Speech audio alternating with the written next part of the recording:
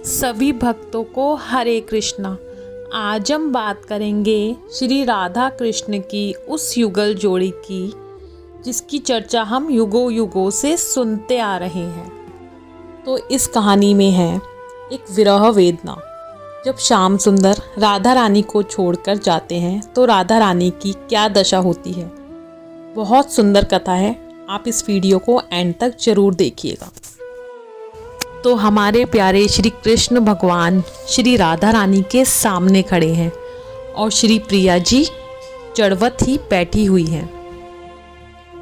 श्री श्याम सुंदर तो ये भी नहीं समझ पा रहे कि श्री प्रिया जी को किस तरह से संबोधित किया जाए। बार बार श्री कृष्ण के मन में बस यही विचार आ रहा है, क्या मेरी राधिके को मेरे जाने का पता चल चुका है। और मन ही मन सोच रहे हैं, हाय कैसे श्यामा जी को बुलाऊं। आज तो वे खुद भी हिम्मत हार रहे हैं और बहुत देर तक अपनी प्रिया को ऐसे ही निहारते रहे और सोचते रहे, पता नहीं अब कब प्रिया जी के ऐसे दर्शन होंगे। श्री प्रिया जी को तो जैसे चेतना ही नहीं है, खुली आंखों से पथराई बैठी हैं। ऐसी सूचना पाकर प्रिया जी के हृदय पर तो जैसे वज्रपात ही हो गया है और वो सोच रही हैं कि इसकी जड़ता को कैसे हटाया जाए। वहाँ एक तितली मंडरा रही है जो कि कभी प्रिया जी के आंसू देख रही है तो कभी श्याम सुंदर की विवशता। हाय, इस क्षण को जीना कितना कठिन हो रहा है सभी के लिए। श्याम सुंदर बहुत संकोच के बाद आवाज़ लगाने लगते हैं, परंतु मन में जैसे अपराध की भावना उठ रही है और सोच रहे हैं अपनी प्राण प्यारी को छोड़कर किस तरह से जा पाऊंगा मैं कितना कठोर, कितना निर्दयी हूं मैं। और सोच रहे हैं मुझे अपनी इस लीला में इस क्षण को भी जीना था। श्याम सुंदर कहते हैं, राधिके मुझे आज्ञा ना दोगी जाने की। श्री राधा तो जैसे प्राणहीन हुई पड़ी हुई हैं। अपने प्राण धन के जाने का पता पड़ने पर उनकी ऐसी स्थिति हो गई है।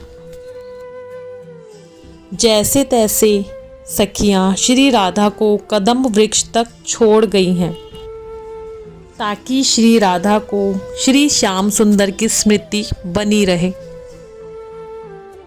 और बहुत प्रयत्न के बाद श्री श्याम सुंदर श्री श्यामा की चेतना को लौटा पाते हैं। श्याम सुंदर कहते हैं, स्वामिनी जू।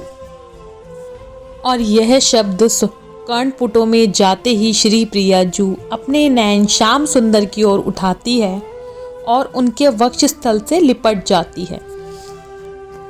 जैसे ही श्री श्याम सुंदर श्री प्रिया को अपनी बाजुओं में आलिंगित करते हैं, वैसे ही श्री राधा मूर्छित हो जाती हैं।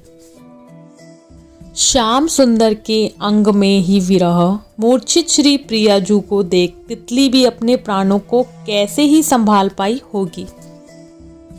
और श्री श्याम सुंदर की अनेक चेष्टाओं के पश्चात श्री प्रिया की चेतना लौट जाती है और चेतना में लौटते ही पूछती हैं, श्याम सुंदर तुम चले जाओगे। यह प्रश्न तो श्री प्रिया के नेत्रों में है।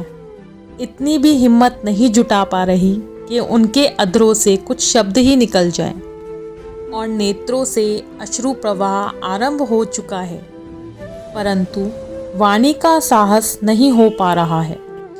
इतने प्रगाढ़ प्रेम में शब्दों की भी क्या आवश्यकता है। प्रियतम तो सदैव प्रिया जी के रोम रोम में रमण करते हैं, फिर अपनी प्रिया जी के हृदय की स्थिति से कैसे अनभिज्ञ रहेंगे। राधा रानी के मुख से केवल एक ही शब्द निकल रहा है, श्याम सुंदर। इसके पश्चात ना तो वाणी का सामर्थ्य हो रहा है और ना ही आवश्यकता प्रतीत हो रही है। श्री प्रिया और श्री श्याम सुंदर एक दूसरे के अंग में समाये हुए ही इस मिलन के क्षण में खोए जा रहे हैं।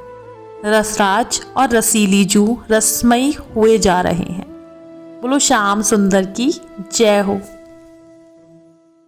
इतनी विरह वेदना के बाद जब मिलन हुआ तो कैसे दोनों एक दूसरे में खो गए। यही तो लीला है हमारे श्याम सुंदर की। बोलो बांके बिहारी लाल की जय।